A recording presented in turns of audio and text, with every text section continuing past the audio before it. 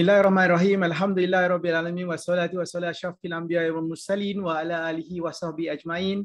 Asyhadu an la ilaha illallah wa asyhadu anna Muhammadan abduhu wa rasuluh. Rabbi shrah li sadri wa yassir li amri wahlul 'uqdatam min lisani yafqahu qawli amma ba'd. Assalamualaikum warahmatullahi wabarakatuh kepada semua penonton dan juga Puan Suzana Abu Bakar. Waalaikumsalam warahmatullahi wabarakatuh. Alhamdulillah, apa khabar Puan Suzana? Khabar baik Tuan Kem. Alhamdulillah, syukur dapat kita berjumpa lagi malam ni seperti malam-malam minggu-minggu sebelumnya. Ya, betul-betul. Kadang-kadang kita ada bersama, kadang-kadang kita tak ada kan. So minggu ni kita bergandingan sekali lagi sebagai moderator untuk minggu yang seterusnya. Pejam celik dah hari Sabtu. Pejam celik dah hari Sabtu. Betul tak? Kan, betul. Tapi apa yang pasti dan yang menyeronokkan ialah sekali lagi apabila kita ke udara kita dapat berjumpa dengan para penonton kita yang sudah pun memenuhi ruangan-ruangan FB chat di Kausar Wealth Management punya FB page kan Puan Su? Kita ada selamat datang kami ucapkan. Ya, kita ada Fazri, Aznati, Sudasi, Waalaikumsalam kan. Jom ayuh kita kongsikan kita punya live session hari ini kepada rakan-rakan kita supaya majlis ilmu kita hari ini dapat dinikmati juga oleh rakan-rakan kita, dapat menonton secara bersama. Betul tak Su? Ilmu yang bagus ni kita kena kongsikan, betul tak? Betul. Dan kongsikan kepada kawan-kawan, kepada kaum keluarga mereka yang terdekat dengan kita. Kan, so malam Sabtu apa kita nak buat, maka ambillah peluang ini, kita boleh tonton bersama-sama. Untuk mereka yang telah pun menonton bersama-sama dengan kita, selamat kembali. Yes, selamat kembali. Daniel pun ada, selamat. Salam semua pagi ya, sentiasa pagi dan bersemangat Daniel ya. Kita ada Jahli, kita ada Fazli, Sudarsih ya. Dan jika anda sudah pun bersama-sama dengan kita menonton, sila tekan button like dan sharekan sebanyak yang mungkin agar kita dapat kongsikan kebaikan ilmu ini kepada rakan-rakan kita kat luar sana. So selamat kembali, dan untuk mereka yang baru bersama dengan kami di Bicara Pewarisan, selamat datang ke Bicara Pewarisan. Ya, izinkan saya memperkenalkan diri saya. Nama saya Kamarul Azhar bin Hashim. Saya adalah co-founder bagi syarikat Kausar Wealth Management, dan bersama dengan saya adalah saya Suzana Abu Bakar, juga merupakan co-founder Kausar Wealth Management. Yes, dan Kausar Wealth Management adalah agensi korporat yang terbesar dan nombor satu mewakili syarikat amanah patuh syariah yang terbesar dan juga yang terbaik di Malaysia. Alhamdulillah. Dan tuan-tuan dan puan-puan, di Bicara Pewarisan, apa yang kita buat ialah kita berkongsi akan kesedaran kepentingan pewarisan harta Islam agar ilmu ini dapat disampaikan kepada masyarakat. Yang menariknya tuan-tuan dan puan-puan, kalau kita tengok kajian-kajian yang dilakukan ialah kebanyakan masyarakat ya. Saya baru-baru ni kami baca research di dalam research tersebut yang dilakukan oleh seorang doktor untuk PhD dia di universiti salah satu universiti di Malaysia ni. Dia buat kajian dia dapati yang sebenarnya hampir 40% mengatakan mereka belum buat apa-apa dan ataupun tidak merasai bahawa benda itu penting untuk mereka merancang. That was dia punya research 2016. Tapi tuan-tuan dan puan-puan, perubahan itu sudah pun pastinya akan berbeza daripada sudut rasanya tak penting tadi tu, kerana peningkatan daripada sudut permintaan hari ini semakin mendadak. Dan ini selari dengan peningkatan juga di UK, di United Kingdom. Kenapa? Sebab semuanya gara-gara COVID-19. Apabila Allah bawa COVID-19 ni, sebenarnya dia mengingatkan kita akan kematian itu sebenarnya pada bila-bila masa. Betul tak Su? Kan? Betul. Makin hampir sebenarnya. Kan, bila buka aja FB je, tengok-tengok ada cerita pasal adanya rakan-rakan kita yang sudah pun kembali ke rahmatullah kan. Tapi apa yang penting yang sebenarnya ialah tuan-tuan dan puan-puan, apa yang kita boleh ambil daripada situasi tersebut ialah kita boleh mengambil supaya kita ambil orang kata peluang untuk kita melakukan sesuatu yang berkasih sayang, iaitu untuk merancang untuk orang yang kita kasihi, sebab kita pun tak tahu bila giliran kita pula kan. Kemarin ada seorang kawan sekolah, dia masukkan dalam grup dia diambil oleh ambulan kerana dia ada COVID-19 kan. pada COVID-19. Tiba-tiba je kan, tanpa tak sedar, tiba-tiba dia mendapat COVID-19 dan perlu dibawa ke MAIPS.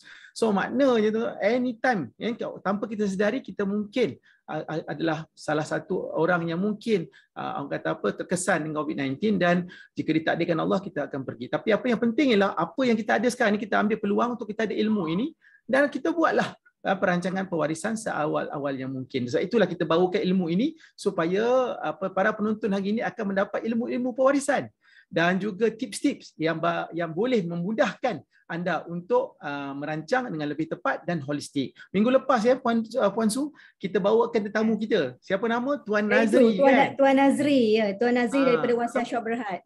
Yeah, department apa Su dia? Dia department legasi, ya, dia bercakap berkenaan dengan kerambit pusaka. Jangan sampai terluka. Ya, kerambit pusaka jangan sampai terluka. Maksudnya apa tuan-tuan dan puan?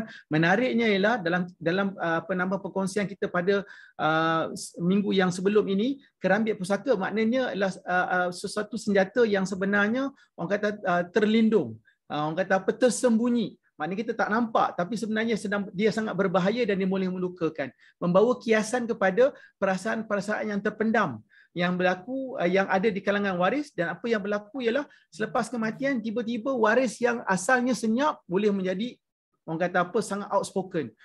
Mana dan tiba-tiba waris-waris semua mempunyai orang kata apa, isu-isu yang mungkin semasa hidup tidak ada masalah, mak ayah ada, tapi bila berlaku kematian, maka urusan pusaka menjadi menjadi lambat.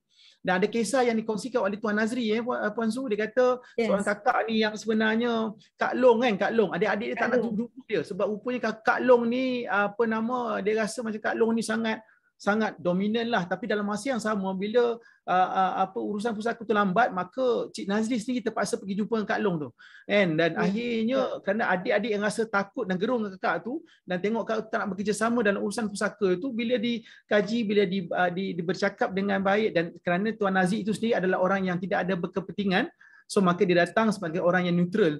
Akhirnya dapat tahu yang sebenarnya kakak tu sebenarnya adalah sudah pun terasa hati kan, dia sebenarnya juga merajuk kan, dan akhirnya sebenarnya kerana adik-adiknya tidak memahami kakaknya atau tidak boleh berkomunikasi dengan efektif, menyebabkan urusan pusaka itu asyik tertangguh-tangguh, dan mereka mempunyai berbagai persepsi yang menyebabkan semuanya rasa yang adalah suaminya, pengaruh suami dia dan macam-macam dan seterusnya.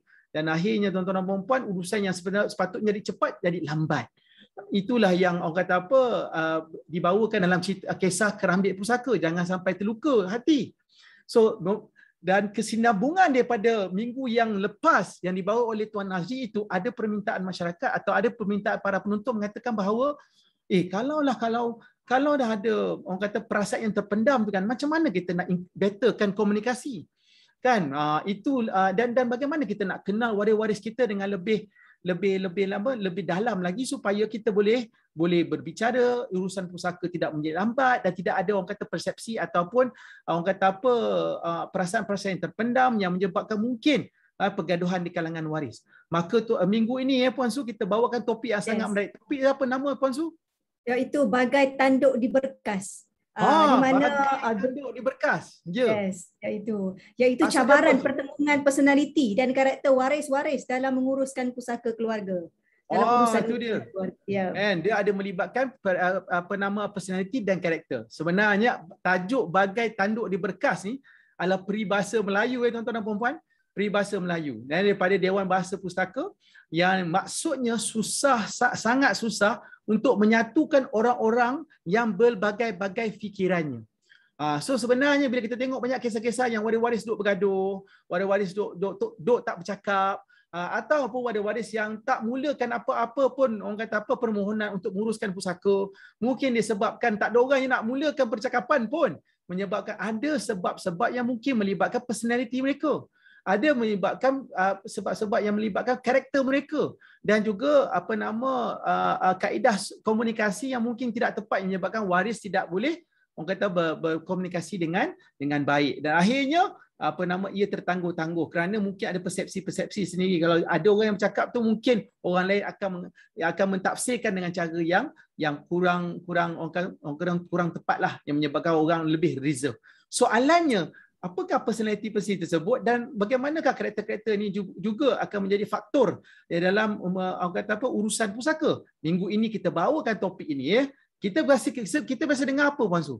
Kan kadang-kadang kita dengar adik-beradik cakap alah Along ni bosi lah. Kan biasa dengar kan ayat-ayat macam tu. Ya, Along betul. kan anak sulung. Kan alamak itu pun menarik kat tu. Tak dengar pasal apa saya pun anak sulung. Puan Su pun kahwin dengan anak sulung ni. Anak sulung Betul. bosi ke? Apa-apa nak dengar cakap abang long je. Betul ke? Ada Ya. pula kadang-kadang kita dengar angah. Ni angah ni banyak komplain lah. Sikit-sikit nak protes. Sikit-sikit nak protes. Ikut je lah. Kan boleh. Contohnya. Ada kadang-kadang kita dengar suara-suara yang keluar. Sudahlah long angah. Cubalah relax. Cool macam Alang ni. Barulah handsome. Contohnya kan. Kalau Along Angah Alang bising-bising. Ucu repot dekat mak. Biar Along Angah dengan Alang ni kena marah. Ada pula yang seorang kaki repot pula. Kan? Ada tak di kalangan adik-beradik kita macam tu? So, kalau anda rasa ada apa dia tu? Kemungkinan besar ada. Kalau ada anda dalam karakter-karakter tersebut, tulis kat ruangan komen. Anda ni Along ke, Angah ke, Acu ke, Alang ke, kan? Apa nama anda ke? Cuba tulis kat ruangan chat. Anda dalam keluarga ranking yang mana satu tu? Panggilan apa? Zenati kata dia Angah. Yang lain Intan siapa? Kan? Intan siapa? Kan? Ada tak lain yang boleh tulis kat situ dan orang kata apa? Declare dia anak yang mana satu? So kan tu tulis sikit kan. Cuba kawan-kawan kita tahu siapa anda, jangan risau. Saya dah declare dah. Intan kata dia Acik. Su mana? Su. Oh, kita yang ketujuh dia jadi Anjang. Kata dekat situ yang kan. ketujuh dia jadi Anjang. Itu Mak Jang Mak Jang. Itu dia. Dan apa yang penting Su, anak ni anugerah Allah. Betul tak? Anugerah Allah kepada hamba-Nya. Kita ni semua anak lah kepada ibu bapa kita kan. Setiap pasangan berumah tangga pun sentiasa mengimpikan anak untuk menjadikan lagi mahligai yang kita bina. Membesar, mendidik anak-anak bukanlah satu pekerjaan yang mudah. Setiap anak mempunyai personality dan karakter yang berbeza. Lalu, cara pembawaan mereka diri, cara mereka berkomunikasi, cara mereka belajar juga berbeza-beza. So, orang tak sama. Kan? Rambut sama hitam, hati lain-lain. Betul tak? Perbezaan ni bukan saja menjadi cabaran ketika anak-anak ni membesar. So, kadang-kadang kita tengok karakter tu kan, masih kecil. Ken pun ada 3 orang anak Su. Ada yang sulung, ada yang tengah, ada yang bongsu. Yang bongsu ni pula, kita boleh tengok karakter dia. Orang kata apa? Dialah orang kata apa? Penceria ataupun clown dalam family ni kan. Tapi dia juga yang buat orang kata apa, orang buat rumah ni huru-hara juga kan. So ada perangai yang macam tu anak-anak kita ni kan. Tapi bila mereka membesar, dia juga menjadi satu cabaran kerana mereka juga ada personality tertentu kan. Ia juga boleh menjadi punca juga pengurusan pusaka. Ibu bapa yang telah meninggal dunia boleh menjadi urusan pusaka yang menjadi puaka kepada keluarga kalau mereka tak faham each other dan tidak berkomunikasi dengan efektif. Auzubillah min zalik. So bab kata pepatah, sekali lagi banyak pula pepatah kita kan. Lain padang, lain belalang, lain harimau, lain belangnya, lain dulang, lain kakinya, lain orang, lain hatinya. So siapa tetamu kita minggu ni? Nak kupas ni. Siapa? Okey, kita akan jemputkan seorang yang dah berpengalaman sangat luas di dalam mengkaji ataupun dalam berpengalaman di dalam mengenali personality, karakter-karakter, dan kita bawakan dia khas kepada semua penonton pada malam ini supaya kita lebih kenal yang mana satu Along, yang mana satu Angah, yang mana satu Alang, yang mana satu Ucu, dan bagaimana karakter-karakter peribadi mereka. Mungkin ada peribadi dan karakter itu kepada diri kita sendiri dan kepada anak-anak kita, kepada adik-beradik kita. Jadi kita kenali karakter-karakter tersebut, peribadi tersebut. Yang apa? Mungkin kalian boleh perkenal sikit nama yang baik. Jom. Minggu ni siapa pula tetamu kita minggu ni? Okey, jom kita jemput dia untuk munculkan diri. Dipersilakan Puan Zuraida binti Muhammad Sharif. Yeza, itu dia Puan Zuraida. Selamat datang Puan Zuraida. Selamat datang Puan Zuraida. Siapakah Puan Zuraida? Siapakah Puan Zuraida ni? Puan Zuraida adalah seorang consultant, seorang co-owner juga untuk Mazuna Enterprise. Terima kasih Puan Zuraida kerana menjadi kita punya tetamu di Bicara Pewarisan. Apa khabar? Baik, Alhamdulillah. Masya Allah, berseri Puan Zuraidah. Color dia tu memang betul-betul menyelah. Kan? Oh, tak sabar-sabar kita nak jumpa Puan Zuraidah ni. Kan, orang yang sangat dinanti-nanti apabila sebut cerita pasal nak berkomunikasi dengan ahli waris. Nak mengenali personality dan karakter, betul tak? Kan, Puan Zuraidah. Para tetamu ni tak sabar nak kenal Puan Zuraidah ni. Kan, Puan Zuraidah, boleh tak kenalkan diri kepada rakan-rakan kita yang menonton pada malam ini? Siapakah Puan Zuraidah ni? Ya, Assalamualaikum dan terima kasih kepada Cik Cam dan juga Puan Su kerana menjemput saya sebagai panel untuk segmen Bicara Pewarisan ni, Kausar Channel. Ya. Saya Zuraidah Muhammad Sharif dan saya adalah soft skill trainer semenjak 2013 lagi. Ya. Dan saya mengajar dalam soft skills. Soft skills maksudnya kepimpinan, komunikasi, customer service, interpersonal skills, time management, teamwork and so forth lah. Yeah. Dan specialization saya adalah dalam komunikasi. Yeah. Komunikasi dalam organisasi dan juga dalam keluarga. Yeah. Dan sebelum dengan Mazuna Enterprise, saya bekerja dengan Telekom Malaysia selama 24 tahun. Yeah. Dan di situ pekerjaan terakhir saya adalah pengurus besar training and development, ya. Dan di situ saya belajar banyaklah mengenai manusia sebab Telekom Malaysia sendiri ada 25 orang, 25,000 orang, ya, dengan berbagai berbagai ragam dan juga tabiat mereka, ya. Saya ada MBA perakaunan. Saya bukanlah orang HR apa semua, tapi saya adalah MBA dalam finance, ya. Tetapi selepas 5 tahun saya bekerja, saya diberitahu oleh supervisor saya, you should look at the company ni sebagai like a CEO. You can tengok sebagai CEO supaya nampak the whole bird's eye view. Itulah permulaan saya berubah menengok pada membuat service improvement, process improvement, customer service dan juga communication. Masya Allah. Memang selayaknya orang yang kita jemput. Pasal apa? Hari-hari jumpa orang 24 tahun di dalam multinational company dan menguruskan 25,000 orang. Kan, orang kata pekerja dan bahagian bahagian communication, bahagian training, bahagian leadership. Maknanya macam-macam kerenah orang dijumpanya. Kita keluarga baru 3-4 orang, baru 3-4 orang pun dah huru-hara, dia urus 25 orang. 25 pula, 25,000. Kan? Pasti tak sabarlah Puan Suzana nak tanya soalan tu. Kan? Silakan Puan Suzana. Sebab tadi kan bila Puan Zuraidah sebutkan dah mengendalikan, menguruskan 25,000 orang, dah masak dengan karakter dengan personality yang kita sebutkan tadi, Along, Angah, Ucu, Alang tadi. Tapi sebelum kita pergi dengan lebih jauh lagi, kita nak tengok pengalaman, tak tengok macam mana peribadi itu, kita nak tahu dulu Puan Zuraidah, apa sebenarnya yang dimaksudkan dengan personality ataupun kepribadian tu? Apa sebenarnya? Okey, personality ni adalah pribadi ataupun bagaimana cara seorang individu tu berfikir. Ya, selalunya dia akan bermula daripada triangle whereby pemikiran bertukar menjadi perasaan. Dan perasaan pula akan mencipta tingkah laku kita. Dan tingkah laku kita mengukuhkan pemikiran. So that triangle lah. Jadi perwatakan, fizikal, corak percakapan, daya penarik adalah ada pada setiap seorang tu. Ya? Dan personality ni dinilai melalui pandangan luaran terhadap seseorang. Maknanya selalunya personality ni orang lain yang pandang kita. Bukannya kita pandang diri sendiri. Pandangan luar, yes. Dan personality ni adalah kita kata who you are. Who you are. And dia jarang berubah. Ya? Tingkah laku pula, kalau tengok behavior ataupun apa ni, is what you do. Ya? Dan dia akan sentiasa berubah. Berubah sebab apa? Sebab tiga faktor yang mempengaruhinya. Satu, pewarisan, genetik atau biological kita. Pengalaman kita.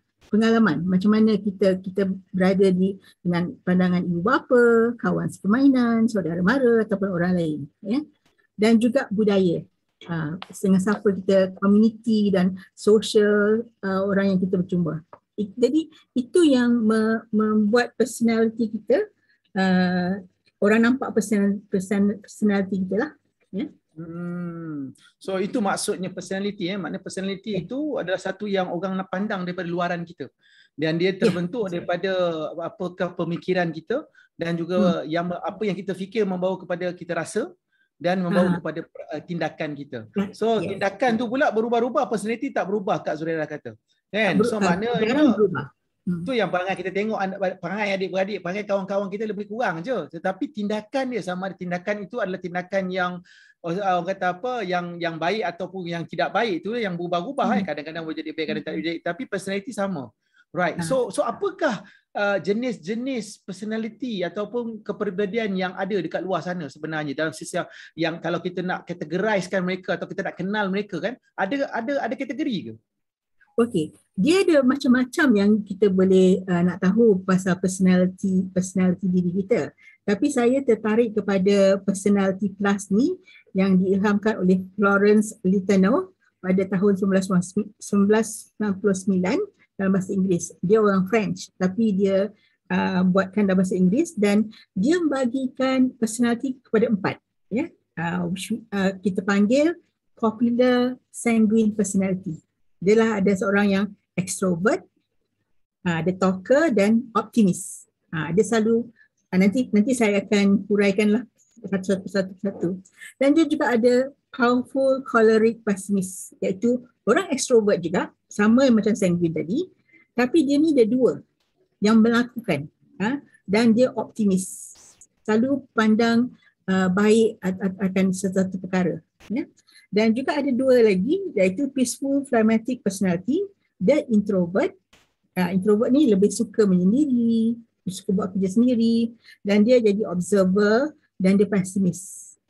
Dan last kali is the perfect melancholy personality, iaitu dia introvert, dan juga dia the thinker, dan juga dia pesimis.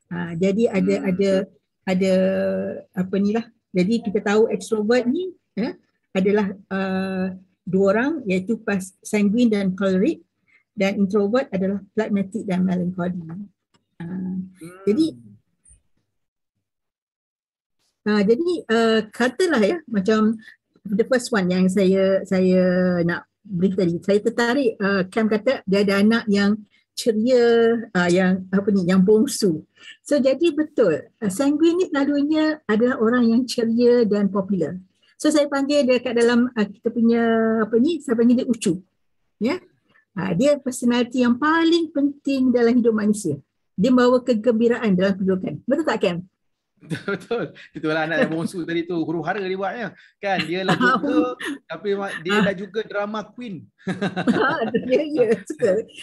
Dia suka menghiburkan hati orang yang resah, kreatif menawan, riang ria dalam keanak-anakan dia. Ya, dan dia memiliki ramai kawan dan senang menyenangkan, ya. Dan dia ada tak nak bongsu, tulis kat situ, saya nak bongsu, kat dalam orang chat. Kalau ada nak bongsu, tulis kat situ. Tapi yang best part, dia orang ni kreatif dan imaginatif. Selalu kalau dia bercakap tu, you tak boleh berhentikan dia. Dia bukan bercakap saja. Tapi setiap personality ni ada juga kelemahan dia. Orang sanguine ni atau Ucu ni, dia sentiasa cepat lupa dan mudah hilang fokus. Jadi dia cepat gelabah, ya. Dan dia kalau benda-benda tu terlalu sangat berfikir, kan, dia hilang fokus. Sebab dia bosan dan tidak menarik perhatian dia. Setuju. Selalunya pinggan kat dapur tak basuh tu, makanan tertinggal tu anak bongsu saya tu. Lupa. Sebagai ibu bapa pula, kalau kita orang sanguine, kita menjadikan rumah kita sebuah satu kegembiraan. Anak-anak suka pada ibu bapa yang sanguine, ya. Mereka disukai anak-anak dan mereka mampu mengubah dan semuanya jadi ceria. Dia orang ni optimis. Jadi dia orang always look at what is best, apa yang boleh dilakukan dengan hidup baiknya. Ya. Yang kedua pula choleric. Choleric ni adalah orang yang dinamik dan kuat. Jadi choleric ni saya bagi Along. Dia punya title Along. Selalunya yang sulung lah. Tak tahu sebab Cam kata tadi dia sulung kan. Dia tegas dan dia gemar bertindak sebagai pemimpin. Dia suka menanggung apa-apa juga risiko dan dia berkeyakinan dan berani berdiri menyuarakan pendapat dia, ya. Dan dia berkeinginan kuat dan pandai membuat keputusan dengan cepat dan tegas. Ya. Dan mudah menangkap apa yang diajar pada dia. Jadi bila anak-anak sekolah kan, kalau yang pandai tu kita selalu tengok dia choleric lah. Tapi dia ada juga kelemahan dia. Kelemahan dia adalah dia ni suka manipulasi orang. Ya. Bila orang tahu tak dapat mengikut apa gaya dan sebab dia cepat kan, tak dapat mengikut, dia akan cepat tinggalkan orang tu lah, ya. Dan dia suka pula dan dia selalu tak bersedia mencurahkan emosi dia. Dia selalu suka tunjuk dia pemimpin. Jadi dia selalu menutup dengan cara marah saja. Itu cara dia menutupkan kelemahan dia, ya. Dan kadang-kadang dia boleh ditafsirkan sebagai orang yang degil, ya, pendominasi dan bersifat diktator. Orang kata ketegak. Ketegak. Betul. I agree with that. Sebagai ibu bapa pula, mereka ni memberi kepimpinan yang kuat. Ya. Mereka menetapkan sasaran apa yang patut disiapkan, ya. Mereka suka memotivasikan keluarga secara berkumpulan. Dia tahu jawapan yang tepat dan mereka pandai mengatur rumah tangga. Itulah orang-orang choleric, ya. Yang ketiga, phlegmatic. Phlegmatic ni pula saya panggil dia Alang. Dia yang damai dan santai, stabil dalam pendirian dia, dan sanggup mendengar, ya. Dia gemar bertindak sebagai pendamai. Mereka setia, penyayang dan suka mengambil berat, ya. Mereka sering memilih untuk mengelak konflik. Jadi kalau kita tahu adik-beradik kita yang macam tu kan, kita tahu dia adalah orang yang phlegmatic, ya. Dan negative point dia pula. Jadi kita nampak orang Alang ni ataupun phlegmatic ni, dia sabar, konsisten dan teratur, ya. Tetapi dia sukar hendak membuat keputusan yang jelas dan dia suka bergantung pada orang lain untuk memutuskan untuk dia. Dia terima apa saja orang nak buat. Dia suka untuk berfikiran kreatif dan inovatif, ya. Dan dia selalu suruh orang lain lah yang membuat. Tapi dia follower. Dia boleh buat. Dia boleh ikut, tetapi dia cenderung menjadi pengikut saja. They will never become leader. Ya. I see. Tapi yang kita nampak kebaikan dia adalah seorang setia, penyayang dan mengambil berat. Dan sebagai ibu bapa, ya, mereka memberi anak mereka mengambil masa dan pada anak mereka, tenang, tidak tergesa-gesa, ya, dan mereka tidak mudah marah. Mak yang cool lah kayaknya. Selalunya mak lah yang phlegmatic ni, ya. Dan yang last kali adalah kita kata Angah tadi, ataupun yang kali, dia ni yang sempurna dan teratur. Sempurna sempurna dan teratur. Dia pemikir, dia suka keindahan alam, dia boleh membuat analisis, ya, dan mendapat jawapan yang dapat jawapan untuk soalan-soalan yang sukar, ya. So dia menghabiskan tugasan dia dengan baiklah, ya. Sentiasa terkemas dan teratur dalam setiap tindakan dia, ya. Jadi kepribadian dia adalah perfectionist di rumah. Itu kalau susun baju tu cantik je kan. Susun tu bukannya setakat susun saja, tapi macam kalau t-shirt tu sama besar dia. Saya ada seorang adik yang begitu. Saya kata, semua di labelnya. Saya kata apa sebab nak sama besar? Dia kata cantik. It looks nice, dia kata. Saya ada anak yang begitu. Oh, ada. Ada. Jadi dari segi penampilan, pemakaian, alatan, barangan. Jadi dia tak sukalah kalau ada adik-beradik yang pinjam barang tak pulangkan. Pada dia macam you must return lah apa yang you dah pinjam. Dan return tu must be in good shape tau. Jangan setakat suka je pakai. Ya. Dan dia ada kreatif dan inovatif dia, tapi secara tersendiri dia. Ya. Namun ada juga dia punya tak baik dia. Dia berhati-hati dan dia ni sentiasa menginginkan teman yang ideal buat diri dia. Dan dia sentiasa mendapati diri dia tidak boleh percaya kepada orang dengan semudahnya. Ya. Dan selalunya itu sebab dia selalu mengasihkan diri. Ya. Jadi dalam menjalinkan hubungan, mereka ni selalu lambat mulakan, terlalu berhati-hati, ragu-ragu dan pesimistik. Ya. Saya tukar dengar kan untuk orang sebelah saya, orang rumah sebelah saya ni duk pasang telinga kan, dia anak nombor 2, Angah. Tapi tak semestinya Angah tu is melancholy. Okay? Saya dalam example ni saja saya gunakan. Angah Cik Kam mungkin perangai lain. So dia kena tengok yang ada lah. So sebagai ibu bapa, mereka ni adalah sangat bagus sebab dia menetapkan standard yang tinggi untuk anak-anak dia. Ya. Mereka mahu semua dilakukan dengan cara yang betul. Ya. Sentiasa menjaga rumah dan dengan kemas, membersihkan barang-barang anak-anak mereka. Kalau macam anak-anak tak kemas bilik ke apa, dia pergi kemaskan bilik anak-anak dia. Dia jadi hub. Dia jadi hub. Dan dia sedia berkorban untuk orang lain. Ya.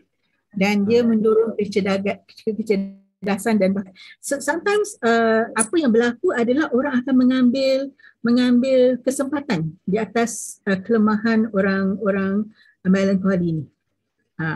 Mungkin cara ni dia jadi macam hamba lah pada anak-anak dia, sebab dia tak nak dia suka benda yang teratur dan kemas.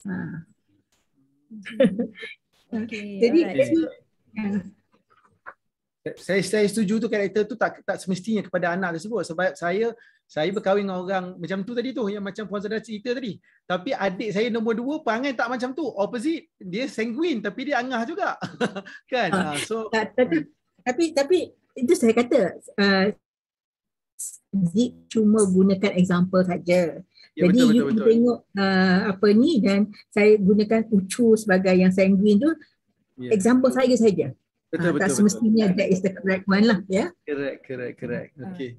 Kalau kita tengok tadi ada 4 jenis kan Puan Zura dah sebutkan tadi, iaitu popular sanguine, kita ada the powerful choleric, the steady phlegmatic dan juga the perfect melancholy. So setiap karakter ataupun peribadi tadi dia ada strength dia yang disebutkan tadi kan, dan dia ada juga ada the weakness dia dekat situ. So setiap seorang itu dia melengkapkan antara satu sama lain. Jadi kalau kita tengok betul ya, dia melengkapkan antara satu sama lain karakter dan peribadi tadi tersebut. Di mana orang melancholy memerlukan orang sanguine. Betul kan?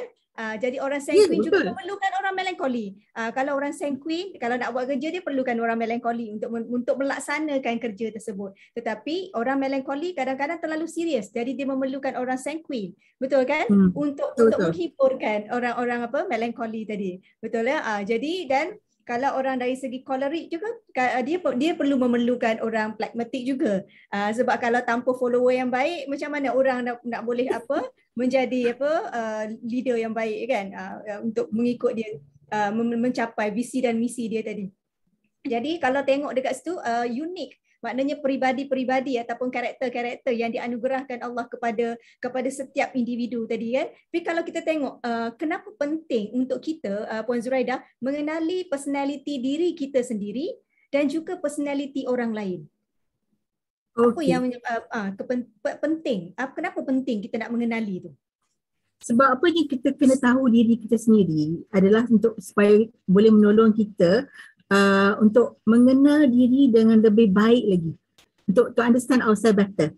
Dan dia boleh membantu supaya kita faham juga orang lain dengan lebih baik. Kadang-kadang kita nampak je orang sekali impas saja tapi kita tak kenal dia secara mendalam. Jadi kita tak boleh paksa cara kita berfikir atau pendapat kita agar dipersetujui oleh orang yang memiliki personality yang berbeza. Jadi kita tak bolehlah just because kita suka orang-orang yang macam contoh seorang extrovert yang suka berkawan ramai, dia tak bolehlah paksa kawan dia yang seorang yang introvert tu ke suatu acara yang melibatkan ramai orang. Sebab itu akan menyusahkan hati buat orang yang introvert ni, susah hati, tak selesa jadi bila kita mengetahui apa sahaja kelemahan diri kita boleh berhati-hati dalam melakukan sesuatu dan bertindak tidak menceroboh pada situasi tertentu. Contoh anda katalah Su ni ada orang yang mudah panik dan cemas. Jadi you tahu kekurangan you ni, jadi you boleh pelajari cara macam mana nak tenangkan diri kita agar dapat mengatasi situasi yang tersebut dengan baik. Macam contoh macam kalau you tahu that you kena jumpa klien pada pukul 9, you akan keluar awal dan you akan sampai katalah dalam 15 minit. Tapi kalau orang sanguine pula, dia kata jumpa pukul 9. Tapi bila kita tanya pukul 9 kat mana? Dia kata on the way. Dia masih baru nak keluar rumah. Sebab dia tak fikir kan. Dan bila kita tahu apa yang kita suka dan kita tak suka, jadi dia boleh membuat kita senang mencari pilih pekerjaan, pilih pasangan hidup, pilih rumah tinggal kita dan sebagainya. Jadi kita tahu apa yang kita nak. Perhatikan pula pada keluarga kita, adik-beradik kita, kawan-kawan kita dan seterusnya masyarakat di luar. Apa yang kita lihat? Apa yang kita lihat pada mereka? Jadi bila kita tahu pasal personality mereka ni, kita membuka minda kita dan kotak fikiran kita dan emosi kita sudah mula betul-betul luas. Adik-beradik tak bolehlah kita kata kita tak boleh, adik-beradik kita tak boleh pilih kan sebab dia memang ada kan. Tapi kita boleh mengenali mereka dengan cara lebih teliti lagi. Kita boleh faham kenapa abang kita macam tu, kenapa adik kita macam tu, kenapa yang nombor 2 macam tu. Jadi kita faham dan kita bila kita faham mereka, kita boleh tak adalah cepat-cepat marah kan. Maksudnya kalau kita nak bergurau dengan adik-beradik yang sanguine tu bolehlah adik-beradik yang sanguine yang boleh bergurau kan.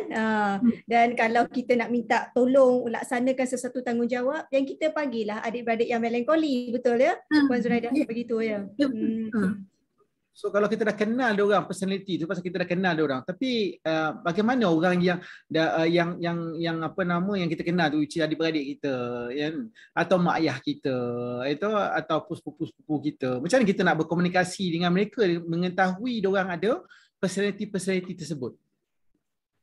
Okey, kita tahu ketidakpadanannya memang wajarlah Kerana memang mustahil untuk kita memiliki peribadi yang seimbang dan memuaskan semua hati orang. Namun kita sentiasa detikkan hati kita agar sentiasa meyakinkan diri kita untuk berhadapan dengan mereka dengan cara yang sesuai dan kepribadian mereka untuk memperbaiki kelemahan mereka. Contoh example saya bagi. Ucu tadi. Ucu kita tahu sebagai sanguine dan mungkin sebelum ini tidak pernah terfikir untuk menghargai jasa Angah melankoli tadi. Yang sentiasa memerhati dan menyayangi dia dari belakang. Jadi dia nampak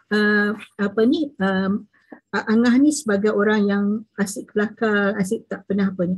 Jadi apa kata Ucu ni ucapkan terima kasih kepada Angah kerana selalu berada dengan dia. Itu satu cara dia. Satu pula kita tengok example kedua. Angah yang sentiasa mandang buruk kedamikan Along yang selama ini menyakiti hatinya tanpa sedar. Along tak perasan tau dia menyakiti hati orang. Tapi Along ni selalu bercakap tanpa memikirkan orang dan orang akan terasa. Tapi orang yang kenal koleriknya orang, dia tahu Along ni tak maksud menyakiti hati orang lain. Jadi Angah harus faham Along yang berurusan dengan realiti dan practicality, dan Along harus bertanya jika Angah ni harus bertanya jika Along memerlukan pertolongannya. Jadi this is where kita berinteraksi dan kita berkomunikasi untuk menolong each other. Ya? So lagi satu contoh saya bagi. Along pula sentiasa menang rendah pada kepakaan Alang. Ya? Yang sentiasa mengecewakan pengarahannya. Selalunya Alang ni tak ikut arahan Along lah. Ya? Along patut menggalakkan Alang untuk memikul tanggungjawab dan mencadangkan mereka membuat keputusan bersama-sama. This is how kita jadi kita bersama-sama menolong each other. Ya? Ucu yang popular tadi yang kita tahu dia sentiasa tak teratur kan. Memerlukan bimbingan peribadi Angah yang selalu kemas dan teratur, yang amat peka dengan teraturan. This is how kita tolong menolong with each other lah. Jadi di sini kita lihat perbezaan antara satu personality dengan satu personality, dan kita takkan tukar orang itu menjadi seperti kita. Tetapi kita yang kita tahu adalah kita mesti faham apa yang mereka lalui. Jadi this is where kita kata kita patut just imagine kalau kita adalah sama, katalah macam Tuan Kem, you berkahwin dengan seorang sanguine juga. Sorry, tadi Along kan, choleric. You choleric, you kahwin dengan choleric juga. Dan dua-dua nak memimpin. I tak tahu siapa yang mengalah nanti. Jadi itulah kuasa. I see. Itulah kuasanya. Kita kena faham, dan kita bukannya nak ubah orang tu. Kita nak memahami supaya kita boleh adjust pada cara kita berfikir dan kita menolong mereka. Tapi menarik Puan Zuraidah cakap macam tu. Memanglah mereka semua ada perbezaan dari sudut personality, dan juga masa kecil ni kan kita nampak perangai diorang kan. Mana mula masa kecil tu kita melihat dia sebagai satu senda gurauan lah kan, dan kita boleh orang kata apa laugh over it lah kan. Tapi as we grow up, you know, I mean, as we work, and we have our own experience, and dah keluar daripada rumah, mungkin habis sekolah dekatan 1, masing-masing pergi masuk asrama pula. Lepas tu kemudian ada yang nak pergi, kemudian habis dapat asrama, pergi pula selanjutkan pelajaran, pergi universiti pula dalam ataupun luar negara. Dan mungkin hubungan yang daripada sudut kita rapat tadi tu mungkin menjadi renggang, dan mungkin mula lupa, ataupun mungkin mereka berubah menjadi sesuatu personality mereka mungkin berubah disebabkan environment ke ataupun tidak kan. Dan di situ kita lihat daripada sudut cabaran di kalangan ahli waris, jika adanya personality tadi tu dan ketidakfahaman personality tadi tu akan boleh menyebabkan ada cabaran di kalangan ahli waris, dan apatah lagi dalam menguruskan harta pusaka. So mungkin Puan Zuraidah boleh kupas kat situ, tapi sebelum kita pergi ke situ, jom kita dengar dulu pesanan penaja. Alright, kita lihat saja.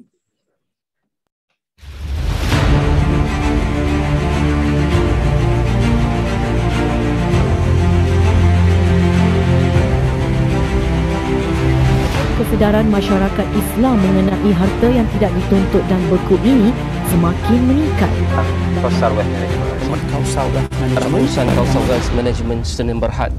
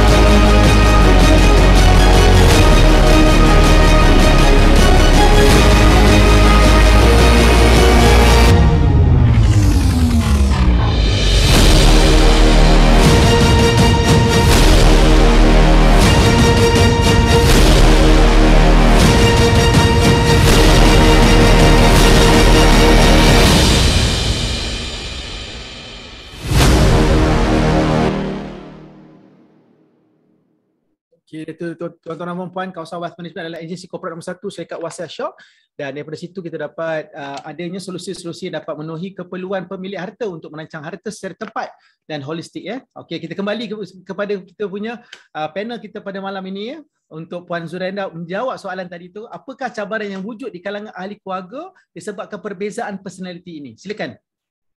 Okey. Sorry. Apa ni? Okey. Selain daripada kedua ibu bapa, ya, selain daripada kedua ibu bapa kita, adik-beradik lah yang insan yang paling dekat dengan diri kita. Walaupun bagaimanapun macam Cam kata orang dah pergi overseas, dah pergi belajar apa semua, tetapi macam mana pun adik-beradik tu is very close to us. Ya.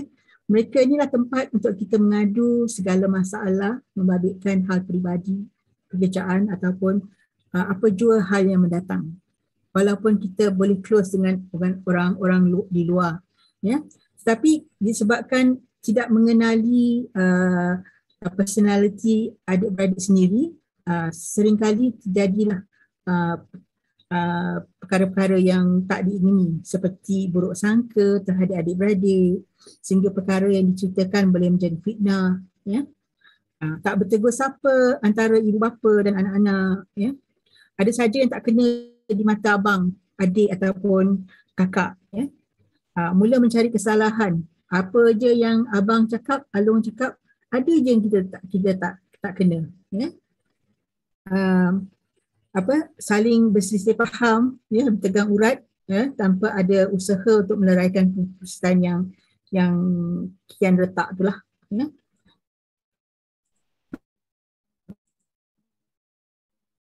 Tingkat sama sendiri. Ada cabaran teknikal sikit. Ya. Puan Zuraida. Dan menghibur. Mereka tak usah. Ya. Line. Okey. Alright, silakan. Okey, boleh. Okey. Boleh. Kita bertengkar sama sendiri, ya. Dan mengumpat dan menghina adik-beradik yang susah. Ego dan kedekut dan tak suka membantu. Wahal dalam Islam sendiri kita kata kalau kita nak tolong orang, yang paling kita perlu tolong adalah adik-beradik kita sendiri, jika mereka susah. Ya. Jadi jangan sekali kita mencari gaduh dan dengan adik-beradik, ya. Hubungan dengan mereka ni ibarat air yang dicincang tak akan putus. Jadi kita sentiasalah kena mengetahui apa masalah mereka dan kita look from it, macam mana kita nak tolong mereka. Itulah dianya some of the cabaran yang dihadapi, ya, bila kita tak mengenal personality adik-beradik kita. Ya. So apa kesan daripada mungkin maknanya dia kalau kita tengok tadi apa ni sifat dia orang tu, kalau kita tak faham tadi tu, mulalah sifat-sifat keluar dia kan, mana ego lah, apa semua so on kan, yang menyebabkan kesukaran. So akhirnya bila mereka tak memahami satu sama lain, maka mulalah ketidakfahaman tu mula muncul, dan akhirnya mereka tidak boleh tolerate each other kalau mereka still tidak cuba memahami dan berkomunikasi dengan baik dan menggunakan bahasa mereka. Kan, mungkin Puan Suzana ada soalan? Okey, seperti mana yang Puan Zuraida sebutkan sebentar tadi, maknanya cabaran-cabaran yang wujud kan. Jadi kesan komunikasi yang apabila ahli keluarga tidak faham personaliti diri dan orang lain ni, dari segi komunikasinya, apakah kesannya? Jadi maksudnya ada, contohnya dalam sesebuah keluarga kan Puan Zuraida, dia ada, contohnya ada 6 orang atau 7 orang. Mungkin 2 orang adalah melancholi, 3 orang adalah sanguine. Dan mungkin 2 orang adalah phlegmatic dan seorang choleric. So bagaimanakah maknanya kesan kepada komunikasi? Kesan komunikasi apabila mereka tidak faham. Yang 3 orang ni adalah sanguine, yang 2 orang ni adalah melancholi, yang ini adalah phlegmatic dan ini adalah choleric. Dan bagaimana kesannya komunikasi bila mereka tidak faham antara satu sama lain tentang personality diri dia sendiri dan personality ahli-ahli ataupun adik-beradik yang lain tadi. Okey. Saya nak teraskan di sini, ya, komunikasi yang berkesan adalah asas kepada kecemerlangan dalam kehidupan berkeluarga, ya. Dan komunikasi yang terbaik dalam keluarga mestilah melibatkan rasa ingin mendengar dan berfungsi. Jadi hubungan yang rapat dan intim penting kepada kebahagiaan dan kesejahteraan jiwa manusia. Jadi pada saya, benda ni mesti diterapkan daripada anak-anak itu kecil lagi. Jadi fungsi ibu bapa lah yang mustahak dalam sini untuk membina sebuah keluarga yang harmoni. Seringkali ibu bapa malas ataupun susah untuk berkomunikasi dengan anak. Meskipun mereka berjumpa hari-hari jumpa, terlebih lagi pula sekarang dengan COVID-19 ni memang berada di rumah, tetapi belum tentu terjadi komunikasi dari hati ke hati antara satu sama lain. Perasan tak sekarang ni ada juga macam anak-anak bawa handphone waktu makan. Saya memang daripada awal dulu daripada start handphone ada, saya kata handphone should not be, tak perlu dibawa untuk makan. Sebab kalau apa-apa yang perlu pun, it can wait. Tak semestinya, unless it is a death ataupun apalah, then only you angkat jawab phone ni. Jadi tanggungjawab ibu bapa lah yang mustahak di sini untuk mencorakkan kelakuan anak-anak. Ya, ibu bapa berpendapat kalau mereka sediakan makanan dan tempat tinggal yang selesa kepada anak-anak, tapi tak menunjukkan keperhatian yang tinggi, jadi dia rasa macam itu dah cukup lah. Ya. So jadi faktor seperti dorongan dan galakan, disiplin di rumah, hubungan mesra antara ibu dan bapa, serta hubungan keluarga yang utuh dapat memberi kesan ke atas pembentukan personaliti, motivasi dan pencapaian anak-anak dan remaja. Yeah.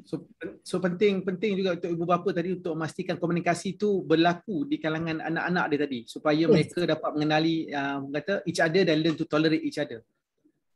Sebab dari kecil lagi, walaupun katalah ya dia berpisah apa semua, tetapi the link tu dah ada dah. Dia dah memang saling respect dan saling sayang pada adik-beradik dia. Ya? Jadi kecuaian ibu bapa untuk memahami peranan yang sebenar membuat anak-anak tu kadang-kadang hilang panduan dan keliru dalam menjalani kehidupan anak-anak mereka. Ya. Jadi ibu bapa yang kurang mainkan peranan mereka sepatutnya menyebabkan anak-anak itu ada konflik remaja. Ya. Ini menyebabkan anak mencari jalan keluar, ya, dan bersifat agresif dan memberontak. Jadi kita nak awasi mereka ni daripada kecil lagi. Jadi pada pandangan separuh ibu bapa, ada bagi makan, ada bagi tempat tinggal yang selesa, cukuplah, apa lagi yang nak. Tapi tak. Actually is the love, is kasih sayang, perhatian, bimbingan, terutamanya anak-anak yang remaja. Saya baru belajar, saya dah pernah cakap dengan Cam, kita ni adalah from, I think Suzana pun boleh kot, kita adalah from the Duran generation. Duran generation ni adalah orang yang kita ikut apa sahaja ibu bapa kita berkata. Apa ibu bapa kita cakap, kita tanya why tak. Tapi anak-anak kita sekarang, ya, yang Gen Z lah, ya, mungkin kebanyakannya Gen Z ni, mereka adalah remaja yang intelijen. Semua ada. Dia cuma perlukan handphone dia. Google. Apa dia, apa ni itu ni. So, sebab saya kadang-kadang bila saya suruh anak saya buat kerja something, dia kata, why me? Kenapa saya? Kenapa tak suruh kakak dia buat? Ada cakap. Itu menarik tu bila why me.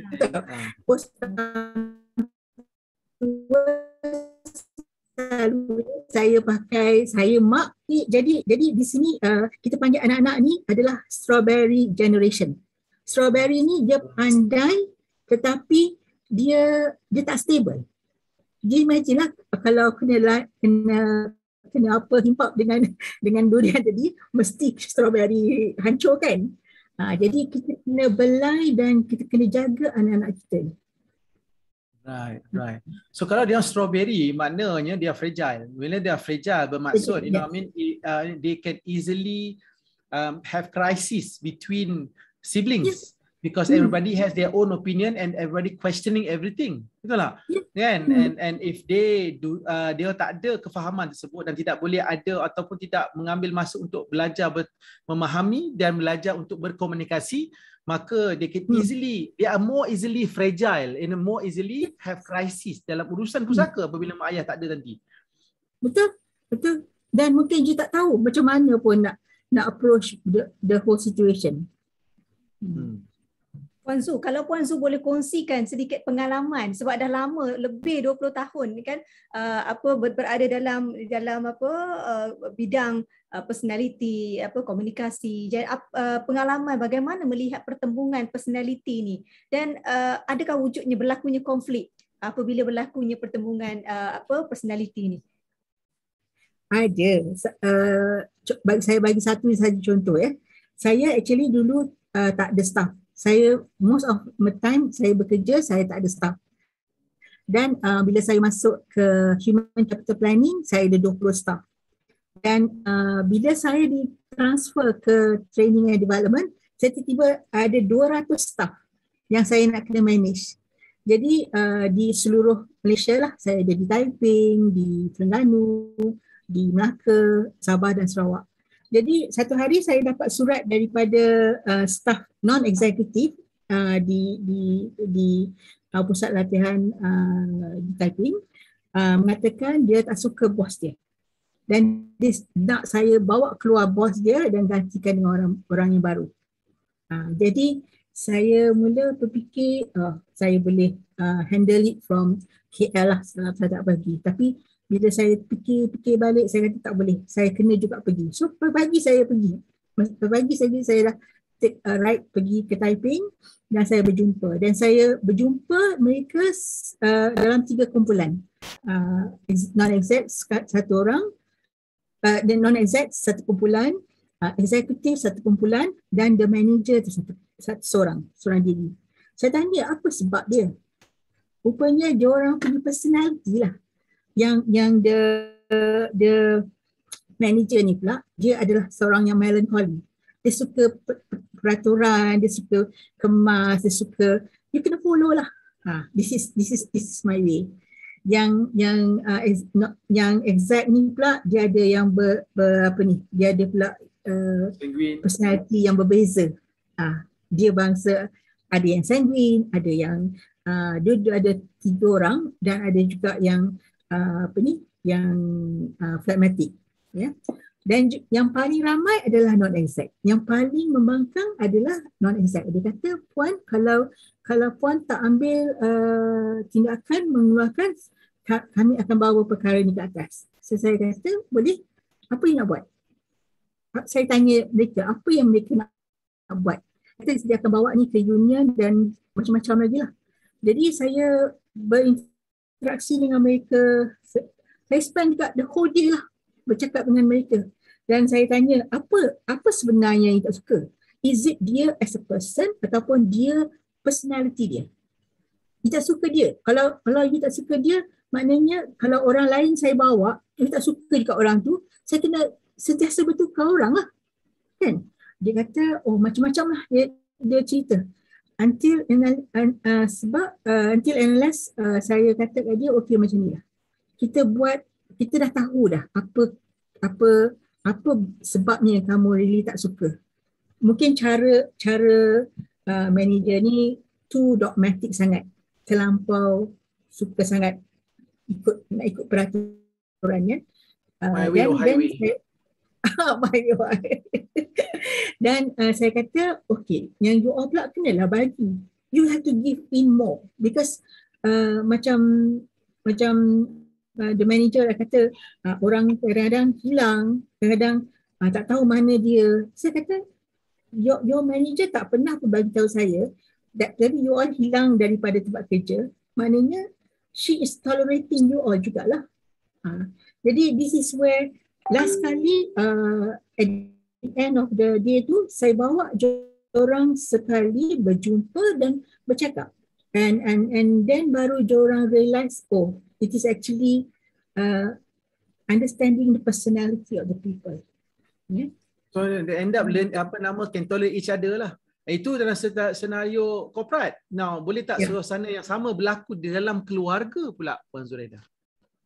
Dalam keluarga pun boleh juga. You see, dia apa ni, yang Along ni dengan cara dia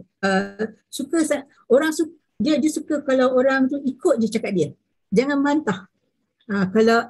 Kalau membantah maknanya you tak, adalah benda yang you tak suka dengan dia. Jadi orang sanguine ni pula, dia suka bising. Dia tak suka bangsa yang mengikut saja. Jadi phlegmatic pula kata, oh tak apa, dia ikut pula mana yang kuat, mana yang kalau Along ni lebih kuat, Along lah, dia ikut Along. Kalau sanguine ni yang paling apa, dia ikut apa ni. Tapi yang melancholy pula, dia kata kita ikut apa yang patut sepatutnya. Jadi di sini adalah toleransi antara adik-beradik tu. Kita kena tengok apa yang ideal, what is the real problem here, dan bagaimana caranya, dan kita berfikir secara waras dan think as one person. Jangan cara you think as a whole person. Jadi bila kita dah buat keputusan, inilah yang kita nak buat dan inilah kita persetujui. Tak ada lagi masalah-masalah lain. Itu kalau tadi mula-mula konflik yang berlaku di tempat kerja, mana Puan Zuraidah sebutkan tadi, disebabkan oleh perbezaan antara peribadi ataupun personality tadi, dia menyebabkan konflik dan menyebabkan kerja tadi tak dapat dilaksanakan, betul kan? Jadi dalam keluarga pun begitu juga. Maksudnya ada sesuatu isu tak dapat diselesaikan. Jadi kalau kita lihat di dalam konteks kita sebagai perunding pewarisan, ya, kalau perunding pewarisan dari segi untuk menangani konflik komunikasi ataupun bagaimana kita nak executekan sesuatu proses itu. Saya bagi contoh, saya bagi satu senario kepada Puan Zuraidah, ya. Okey, kalau katakan dalam sesebuah keluarga, apabila berlaku kematian ayah, katakan ayah tadi dah meninggal dunia, meninggalkan seorang ibu yang dah berumur, yang hanya bergantung kepada anak-anak tadi. Dan kalau kita tengok senario sini, kita ada 4 orang anak.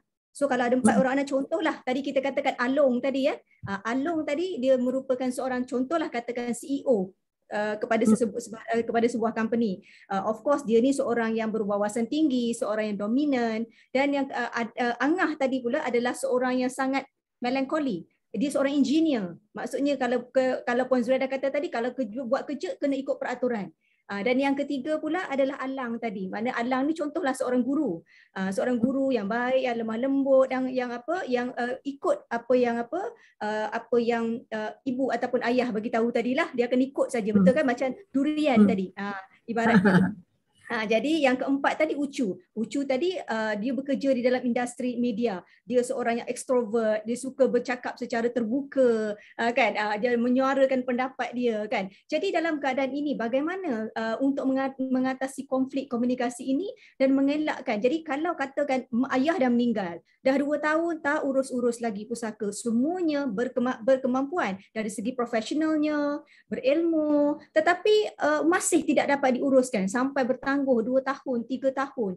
Jadi bagaimana dari segi mengatasi konflik komunikasi di antara Along, Angah, Alang, Ucu tadi. Jadi untuk mengelakkan harta pusaka yang tak terurus tadi. Ini dibiarkan dah 2 tahun. Mungkin jadi 3 tahun, mungkin jadi 4 tahun, kan. Jadi bagaimana Puan Zu? Okey, mungkin salah satu sebab mengapa perkara ini berlaku adalah kurang pengetahuan atau tanggapan macam selalunya ada sepatutnya yang membuat membuat pengalihan harta semua, kan.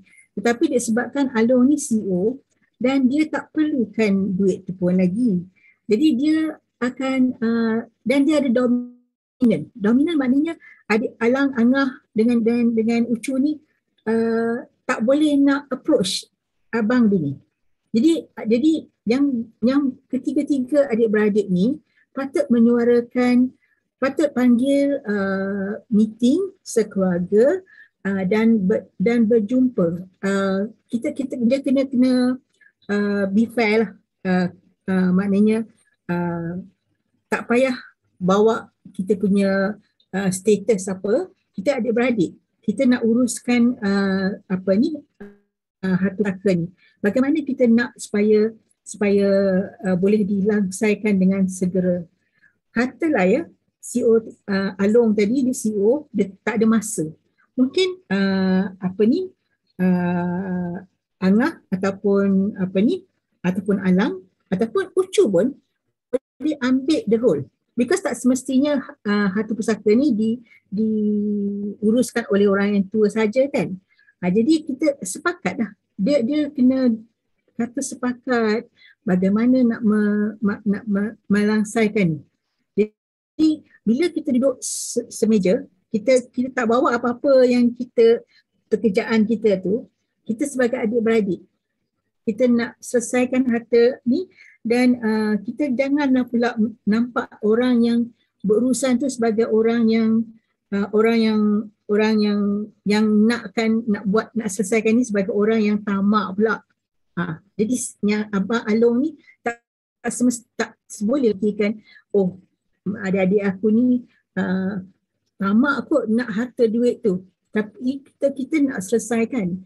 Jadi dia boleh berduduk secara damai dan selesaikan apa yang patut buat, apa yang perlu dibuat, apa yang perlu di dokumen yang ada, and then boleh and then pergi ke harta mahkamah apa tu untuk menyelesaikan. So masing-masing ada peranan. Silakan. Ya. Jadi bila kita boleh duduk duduk and boleh fikirkan, inilah menjadikan keluarga tu lebih sepakat. Maksudnya Puan Zuraidah, penting sangat Along tu dia kenal personality dia apa. Personality dia apa. Maksudnya kalau dia Along tu adalah dia seorang yang kolerik, jadi dia boleh turun ke bawah bertanya pada adik-adik dia apa yang adik-adik dia boleh tolong. Rather than adik-adik dia bertanya kerana personality dia yang begitu, yang dominan begitu. Dan adik-adik tadi, dan bila Along tadi nak memberikan tanggungjawab tadi, dia berikan tanggungjawab kepada Angah tadi, yang sememangnya orang yang mengikut peraturan tadi. Dan apabila berlaku begini, Alang tadi orang yang menurut tadi, maksudnya yang menyokong tadi boleh menyokong apa yang dilakukan oleh Angah dan juga Along tadi. Maksudnya semua mengenali diri masing-masing, personality masing-masing dan personality adik-beradik yang lain supaya mereka boleh mencapai boleh bertoleransi di situ untuk menguruskan, sama-sama menguruskan harta pusaka yang tidak dapat diuruskan tadi. Betul. Betul ya? Jadi kenal mengenal jada. Jadi di situlah mulanya nampak jalan untuk menyelesaikan masalah. Okey. Jadi Puan Zuraidah, kita sebenarnya ada banyak lagi soalan nak tanya, ada banyak lagi senario-senario sebenarnya yang kita nak dapatkan ilmu-ilmu Puan Zuraidah ini berkenaan dengan personality, karakter tadi. Tetapi maksudnya kita pun dah sekarang sampai 10 minit malam. Masa pun dah melebihi pukul 10. Jadi kita ingin Puan Zuraidah berikan tips kepada penonton-penonton hari ini yang mana mereka itu mungkin seorang yang powerful choleric, dia seorang yang perfect melancholy, ataupun dia seorang yang popular sanguine, ataupun dia seorang yang steady phlegmatic. So apakah tips-tips yang Puan Zuraidah boleh berikan supaya mereka boleh berkomunikasi, boleh melaksanakan tanggungjawab tadi dengan baik? Yang paling penting sekali, tidak wujudnya pertelingkahan apabila berlakunya kematian dalam menguruskan pusaka. Di sini saya nak anjurkanlah ya, apapun kedudukan kita, apapun kedudukan kita dan apapun yang kita punyai, itu adalah sementara. Tetapi sebagai adik-beradik, pertalian darah itu adalah mustahak. Saya dah kata tadi, air dicincang takkan putus. Jadi walaupun kita tak bersetuju dengan Along ke, dengan Angah ke, ataupun dengan Ucu ke, kita kena sentiasa memandang the good points of them. Dia ada kelebihan dia. Jadi bila kita nampak kelebihan orang itu dan benda tu tak ada dengan kita mula sedar dan kita perlu bekerjasama lah. Ya. Dan juga di sini saya nak anjurkan ya, kewajipan kita untuk memberi pengetahuan bahawa harta perlu diuruskan sebelum kita meninggal dunia. Saya memang perasan yang jika ada pentelagahan, jika tidak ada pentelagahan selepas kita meninggal dunia pasti berlaku, dan kita tak nak benda ni berlaku. Jadi walau apa pun jua kepribadian yang kita miliki, penting untuk kita sedar bahawanya dalam bentuk inilah salah satu ujian yang Allah timpakan ke atas kita agar kita dapat mengasah kebolehan dan kemampuan kita dalam bersosial dan berinteraksi sesama masyarakat.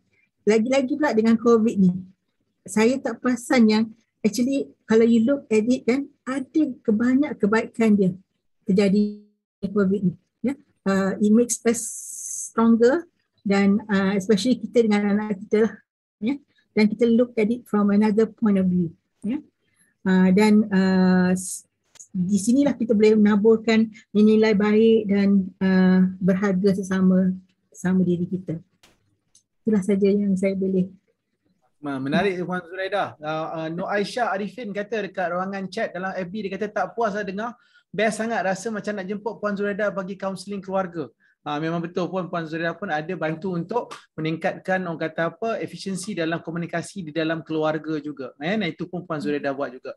Dan kita boleh connect dengan Puan Zuraidah ataupun isi borang Telegram dalam bicara pewarisan, atau untuk menyatakan mungkin anda perlukan khidmat beliau untuk membantu untuk menambahkan efisiensi dalam komunikasi tadi. Tapi menariknya hari ini tuan-tuan dan puan, masa sangat mencuburi kita. Secara rumusannya kalau kita dapat lihat sebenarnya dalam urusan pusaka ni dan urusan harta, apabila pemilik meninggal dunia, maka yang ditinggalkan tu harta pusaka mereka akan perlu beralih kepada waris-waris yang disayangi. Mungkin orang fikir ini adalah soal harta, soal number, soal faraid, soal agihan, settle je lah. Tapi apa yang selalunya mereka terlepas pandang dalam urusan tersebut, urusan pusaka tersebut adalah melibatkan urusan bersama dengan manusia. Iaitu siapa? Waris-waris faraid. Mungkin di kalangan adik-beradik, mungkin di kalangan dengan pakcik-pakcik, kan? Mungkin di kalangan anak-anak, kan? Di kalangan pasangan. Dan semua ini adalah manusia yang mempunyai personality dan karakter yang berbeza. Dan inilah penting yang kita nak memahami bagaimana nak berkomunikasi dengan mereka. Jika ibu dan ayah tadi sudah pun menerapkan daripada sudut bagaimana anak-anak tadi tu dipaksa agar daripada kecil lagi untuk belajar bertoleransi, belajar berkomunikasi. Macam Puan Zuraidah cakap tadi, makan handphone mari sini. And put it aside so that you guys can eat and can talk with each other. You know, honestly, Puan Zuraidah, I mean like my small my kitchen ada satu meja orang kata meja teh tarik. Memang saja buat meja kecil tu supaya semua duduk rapat-rapat, makan rapat-rapat dan berborak. Handphone are not allowed contohnya. Tapi pasal itulah sebenarnya they enjoy themselves, you know what I mean, they have a drink, they have bread atau makan, gelak ketawa kat situ sebab kita nak mereka understand and bonding each other, kan. Tetapi pada mula-mulanya anak-anak ni dia macam memberontak lah, dia rasa macam apa mak ni. Tapi kita kena pekakkan telinga. Biarkan dia. Itu adalah rule kita. Yes. So ada peranan pada ibu bapa. Tapi tuan-tuan dan puan-puan, apabila kita ada ilmu ni, maka kita sedar yang we need to do something, because bila dia orang ada handphone tersebut, you know what I mean, they are easily distracted, and not only distracted, they are also addictive. Benda tu dia hasilkan dopamin yang menyebabkan mereka addictive to it. You know, if we realize that, we have to take control supaya building relationship within the siblings. That's most important. And so siapa yang ada ilmu ini malam ini yang hadir dapat mengimplikasikan immediately dan memahami karakter-karakter tersebut. Tapi kadang-kadang dalam sekelip mata kita tak sedar. Anak-anak dah besar, anak-anak dah tak sempat nak cultivate, kerana ibu ayah tadi bekerja dengan siang dan malam, orang kata tidak ada bersama dengan keluarga dan tak dapat memantau perkara-perkara tersebut. As they grow, they create atau they grow with their own character, and akhirnya bila dia bekerja pula, dia ada lagi personality yang lain. Apabila mereka berkahwin pula, maka yang pragmatic tadi pula Mungkin orang kata macam tadi lah, Zanati kata dia boleh ke sana, dia boleh ke sini. Kalau isteri dia seorang kolerik atau seorang yang diktat, maka dia mungkin ikut pula isteri dia, ataupun suami dia yang mungkin kolerik. Dan akhirnya dengan hubungan yang tak strong tadi itu menyebabkan ada orang luar pula yang boleh mempengaruhi orang kata apa keputusan mereka apabila mereka nak berbincang sesama keluarga.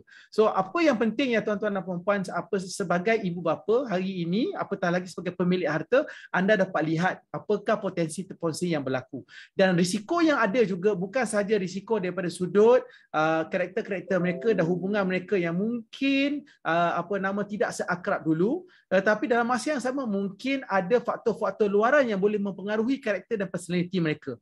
Maka di sini pentingnya ibu bapa tadi untuk merancang semasa hidup agar proses pengurusan harta pusaka tadi akan lancar dan pembahagian tadi itu adalah seperti yang dia perlukan ataupun dia mahukan atau berdasarkan keperluan waris-waris dia tadi, supaya dia tidak menjadi asbab untuk mereka bergaduh ataupun mereka orang kata apa berbalah. Dan akhirnya harta itu bukanlah menyatukan, malah menjadi puaka bagi mereka.